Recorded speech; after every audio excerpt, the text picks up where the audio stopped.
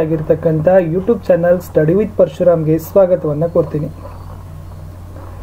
8ನೇ ತರಗತಿಯ ಪ್ರಥಮ ಭಾಷೆ ಕನ್ನಡದಲ್ಲಿ ಇಂದು ಅತಿ ಪ್ರಮುಖವಾದ ಪ್ರಶ್ನೆಗಳನ್ನು 3 ಪಾಠದಲ್ಲಿ ನೋಡೋಣ. ಮಗ್ಗದ ಸಾಹೇಬ, ನೀರು ಕೊಡದ ನಾಡಿನಲ್ಲಿ, ತಲಕಾಡಿನ ವೈಭವ. ಆಲ್ರೆಡಿ ಈ ಪಾಠದ ಕ್ವಶನ್ ಆನ್ಸರ್ಸ್ಗಳನ್ನು ನಾನು ಯೂಟ್ಯೂಬ್ ಚಾನಲ್ನಲ್ಲಿ ಹಾಕಿದ್ದೀನಿ. ತಾವು ನೋಡದೇ ಇದ್ದರೆ ವಿಡಿಯೋದ ಡಿಸ್ಕ್ರಿಪ್ಷನ್ ಬಾಕ್ಸ್ನಲ್ಲಿ 8ನೇ ತರಗತಿಯ ಕನ್ನಡ ಪ್ರಶ್ನೋತ್ತರ ಅಂತ ಒತ್ತಿದರೆ ತಾವು ಈ ಪಾಠದ ಪ್ರಶ್ನೋತ್ತರಗಳನ್ನು ನೋಡಬಹುದು. ನಮ್ಮ ಯೂಟ್ಯೂಬ್ ಚಾನಲ್ನಲ್ಲಿ 8ನೇ ತರಗತಿಯವರಿಗಾಗಿ ಕನ್ನಡ, ಇಂಗ್ಲೀಷ್, ಹಿಂದಿ, ವಿಜ್ಞಾನ ಮತ್ತು ಸಮಾಜ ವಿಜ್ಞಾನದಲ್ಲಿ ಎಲ್ಲ ಪಾಠಗಳ ನೋಟ್ ಸಿಗ್ತದೆ, ಕ್ವಶನ್ ಆನ್ಸರ್ ಸಿಗ್ತದೆ. ಓಕೆ, ನಿಮ್ಮ FA SA ಎಕ್ಸಾಮ್ನ ಮಾಡೆಲ್ ಕ್ವಶನ್ ಪೇಪರ್ ಮತ್ತು ಕೀ ಆನ್ಸರ್ ಸಹಿತನೂ ಕೂಡ ಹಾಕಿದ್ದೀವಿ. ಒಂದ್ಸರಿ ವಿಡಿಯೋದ ಡಿಸ್ಕ್ರಿಪ್ಷನ್ ಬಾಕ್ಸ್ನಲ್ಲಿ ಹೋಗಿ ಚೆಕ್ ಮಾಡಿ ವಿಡಿಯೋಗಳನ್ನು ನೋಡಿ ಅಂತ ಹೇಳ್ತಾ ಶುರು ಮಾಡೋಣ. 8ನೇ ತರಗತಿಯ ಕನ್ನಡದಲ್ಲಿ ಮಗ್ಗದ ಸಾಹೇಬ, ನೀರು ಕೊಡದ ನಾಡಿನಲ್ಲಿ ಮತ್ತು ತಲಕಾಡಿನ ವೈಭವ ಪಾಠದಲ್ಲಿ ನಿಮ್ಮ FA SA ಮತ್ತು ಸೆಮೆಸ್ಟರ್ಗೆ, ಓಕೆ, SA1 ಅಂದರೆ ಸೆಮೆಸ್ಟರ್ ಎಕ್ಸಾಮ್ಗೆ ಯಾವ ಕ್ವಶನ್ಸ್ ಈ ಪಾಠದಿಂದ ನಿಮಗೆ ಕೇಳಬಹುದು.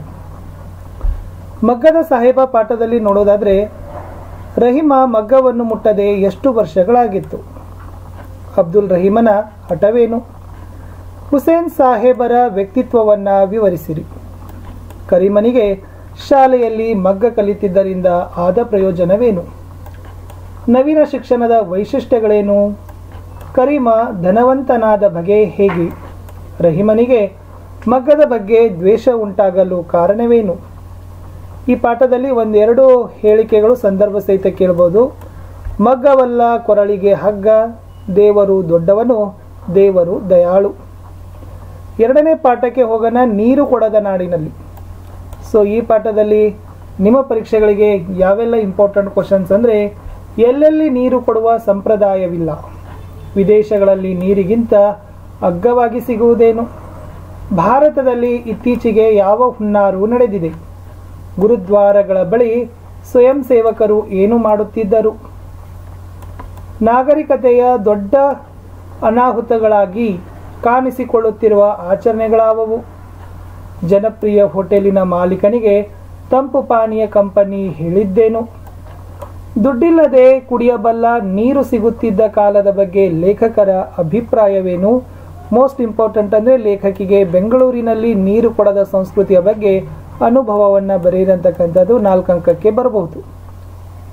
ಇನ್ನು ಸ್ನೇಹಿತರೆ, ತಲಕಾಡಿನ ವೈಭವ ಪಾಠಕ್ಕೆ ಬರೋಣ. ಈ ಪಾಠದಲ್ಲಿ ಅತಿ ಪ್ರಮುಖವಾದ ಪ್ರಶ್ನೆಗಳೆಂದರೆ, ಲೇಖಕರು ಪ್ರವಾಸದ ವಿವರವನ್ನು ಬರೆಯಲು ಆರಂಭಿಸಿದ್ದು ಎಲ್ಲಿ? ಗಂಗರ ಮೊದಲ ರಾಜಧಾನಿ ಯಾವುದು? ವಿಷ್ಣುವರ್ಧನ ವೀರನಾರಾಯಣ ದೇಗುಲವನ್ನು ಕಟ್ಟಿಸಲು ಕಾರಣವೇನು? ರಾಷ್ಟ್ರದ ಚಾರಿತ್ರ್ಯದ ಹೆಗ್ಗುರುತು ಯಾವುದು? ಶಿವನ ಸಮುದ್ರದಲ್ಲಿ ಸುಬ್ರಹ್ಮಣ್ಯಂ ಮಾಡಿದ ವ್ಯವಸ್ಥೆಗಳಾವವು? ಚೋಳರ ಸಾಧನೆಯೇನು? ಗಂಗರ ಇತಿಹಾಸದ ವಿಶೇಷತೆ ಏನು? ಸಳನ ವಂಶಕ್ಕೆ ಹೊಯ್ಸಳ ಎಂದು ಹೆಸರು ಬರಲು ಕಾರಣವೇನು? ಈ ಕ್ವಶನ್ ತುಂಬಾ ಇಂಪಾರ್ಟೆಂಟ್ ಇದೆ. ಇದನ್ನು ಸ್ವಲ್ಪ ಬಹಳ ತಾವೇನು ಮಾಡಿ ಗಮನಗಟ್ಟ ಕೊಡಿ. ಇನ್ನು ಈ ಪಾಠದಲ್ಲಿ ಒಂದು 3 ಸಂದರ್ಭ ಸಹಿತ ಸ್ವಾರಸ್ಯವನ್ನು ಬರಲಿಕ್ಕೆ ಪ್ರಶ್ನೆಗಳು ಬರ್ಬೋದು. ಸುತ್ತನ ಲೋಕವೆಲ್ಲ ಮಲಗಿಕೊಂಡಿದೆ, ಮೋಟಾರ್ ಓಡಲಲ್ಲೊಂದು ಸಾರಥಿ ನಿಲ್ಲಿಸಲಾರನು, ಅದು ಕಲಾಶ್ರೀ ವಿಹರಿಸುವ ನಂದನವನ. ಇಷ್ಟು ಸ್ನೇಹಿತರೆ 8ನೇ ತರಗತಿಯ ಕನ್ನಡದಲ್ಲಿ ಒಂದು 3 ಪಾಠ ಮಗ್ಗದ ಸಾಹೇಬ, ನೀರು ಕೊಡದ ನಾಡಿನಲ್ಲಿ ಮತ್ತು ತಲಕಾಡಿನ ವೈಭವ ಪಾಠದಲ್ಲಿ ನಿಮ್ಮ ಪರೀಕ್ಷೆಗಳಿಗೆ ಯಾವ ಕ್ವಶನ್ಸ್ಗಳು ಇಂಪಾರ್ಟೆಂಟ್ ಬರ್ತವೆ ಅನ್ನೋದನ್ನು ಹೇಳಿದ್ದೀನಿ. ಚೆನ್ನಾಗಿ ಓದ್ಕೊಡ್ರಿ. ಸೊ ಖಂಡಿತವಾಗಿ ಈ ಪ್ರಶ್ನೆಗಳು ನಿಮ್ಮ ಪರೀಕ್ಷಾ ಪ್ರಶ್ನೆ ಪತ್ರಿಕೆಯಲ್ಲಿ ಕಾಣಿಸ್ಕೊಳ್ತವೆ. ಮತ್ತೆ ಸಿಗ್ತೀನಿ ಇನ್ನೊಂದು ವಿಡಿಯೋದಲ್ಲಿ. ಸೊ ದಯಮಾಡಿ ತಾವೆಲ್ಲರೂ ಕೂಡ ವಿಡಿಯೋಗಳನ್ನು ಲೈಕ್ ಮಾಡಬೇಕು, ಶೇರ್ ಮಾಡಬೇಕು, ಹಾಗೂ ಫಸ್ಟ್ ಟೈಮ್ ವಾಚ್ ಮಾಡ್ತಿದ್ರೆ ಸಬ್ಸ್ಕ್ರೈಬ್ ಜೊತೆಗೆ ಬೆಲ್ ಐಕಾನ್ ಅನ್ನು ಒತ್ತಲಿಕ್ಕೆ ಮರಿಬಾರ್ದು. ಸಿಗ್ತೀನಿ ಹೊಸ ವಿಡಿಯೋದಲ್ಲಿ. ಅಲ್ಲಿವರೆಗೂ ಬಾಯ್.